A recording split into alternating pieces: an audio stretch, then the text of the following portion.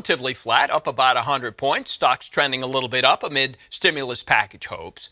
The White House and Democrats in Congress are pushing forward with plans for a nearly $2 trillion stimulus package. Lawmakers could start voting on this as soon as next week. Both the Federal Reserve and the Biden administration have been... So Republican lawmakers in the House are now pushing for permanent tax cuts.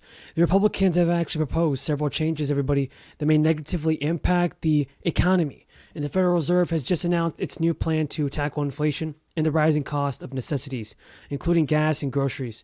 More relief may actually be coming soon in the form of stimulus relief debit cards.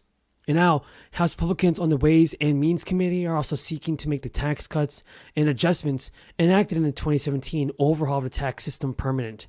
It's a move economists would say actually going to stimulate the economy, and at the same time, the Federal Reserve is trying to rein against a 40-year high inflation. But can it be done? Well, everybody wants to know. So, another measure proposed by representatives and senators is going to allow machinery costs to be written off as a tax deduction when they're purchased. So economists say that cutting taxes and increasing the deficit at a time when President in-person-assisted inflation needs to be tamed will only add to the fuel of price increases. Altogether, everybody, tax cuts in 2017 laws added $1 trillion in government debt through 2028. And when asked whether the cuts will add to inflation, and Republicans are working on opposition on this to help so many people across the state. So the governor, everybody, Janet Mills, approved the distribution of the checks in April with the total cost of the stimulus payments estimated to be around $730 million. To qualify, applicants must have lived in the state for a full year and must have filed their taxes in 2021 by October 31st in order to receive the money. Eligible applicants must make less than $100,000 annually if filing individually or $200,000 if filing jointly, as all according to the governor's office. However, dependents are not eligible for the payments, and residents of Virginia only have a matter of days to file the necessary paperwork in order to claim the missing stimulus money. So be sure to act now and be sure to act quick in order to receive your stimulus checks. To the Federal Reserve's monetary policy, well, the Republicans said that economic conditions were improved by the moves in 2017. And data from the labor market released department earlier this week showed that inflation has remained above 8% for 7 months in a row. The Federal Reserve, in response, has raised the interest rates to slow economic activity and bring prices down. During a recent meeting, the Federal Reserve said that slower economic growth is specifically going to help inflation calm down. A study published by the San Francisco Federal Reserve found that current inflation is caused more by supply factors than demand factors. Analysts say that over a long span of time, some of the proposed tax cut extensions could be deflationary, but that the prospect of a recession may complicate those effects. Now, California, everybody, is already sending out millions of more money to millions of more people in the state.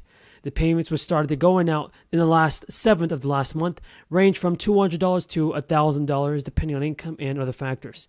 About 18 million payments will be distributed over the next few months. That's benefiting up to 23 million Californians. The cash payouts are part of a June budget deal, and to be eligible, you need to have filed a 2020 tax return by October 15th. And there's an exception for people who did not file by the October deadline because they were waiting on individuals' tax and payer identification number.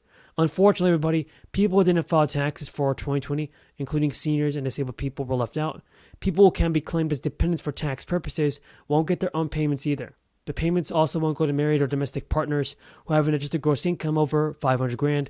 Some goes for individuals who have an AGI over $250,000. You have to be a California resident for at least 6 months of 2020 in order to receive the stimulus payment. Not only that, folks, but listen to this. Maine residents have 4 days to claim up to $850 in crisis relief due to a surplus in the state's budget. The stimulus payments also aim. Putin's invasion of Ukraine sent gas prices soaring around the world. Because of actions we've taken dealing with the petroleum reserve and other things, prices are coming down here at home. They're now down $1.22 since their peak this summer.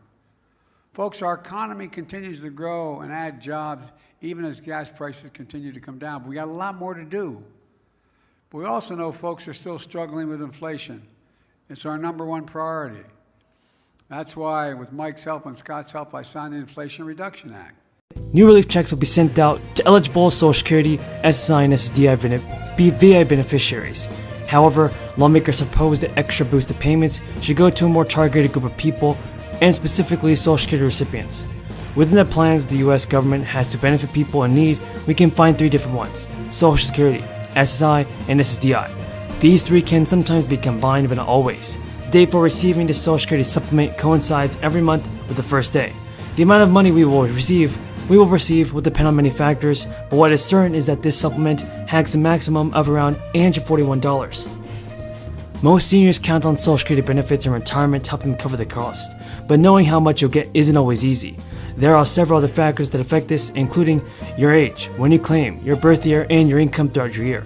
This month, several prominent senators introduced a bill in the household that would expand Social Security benefits by $2,400 a year and fully fund it for the next 75 years past the year 2096, all without raising taxes by 1 penny on over 92% of American households.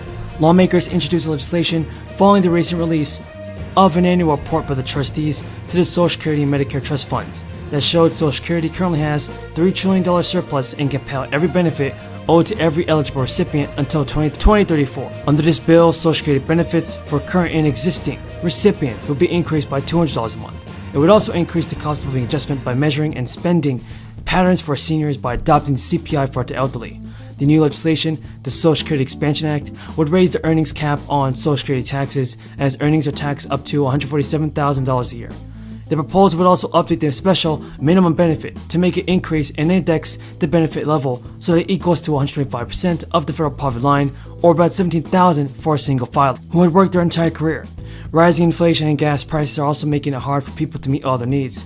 Several states are working on proposals to help residents offset the impact of inflation.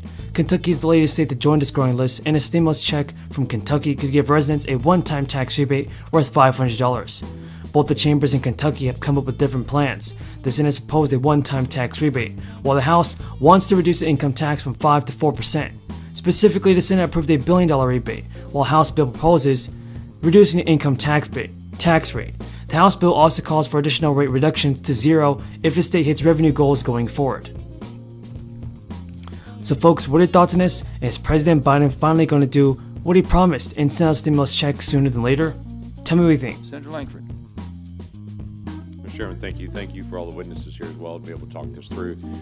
My state is somewhat unique in this conversation today because if you're in Oklahoma, the eastern side of my state gets a tremendous amount of rain, and the western side of my state is the stopping point on it. And so we face intense droughts in the west, and we're growing tall timber in the east. So we get this. So let me walk through a couple of things that may be unique to my state, but also may translate into other areas. Moving waters by pipeline and actually trying to be able to transition water from east to west at times in some of these border states and areas. Is that being explored at all as options and possibilities? Obviously there's compacting, there's other things with other states as water continues to be able to move south across the east, but how much is that even being discussed? Student. We are looking at all options, but certainly being able to utilize what's in basin, what we have within our reservoirs is our priority. A lot of our projects require authorization of Congress with a feasibility study,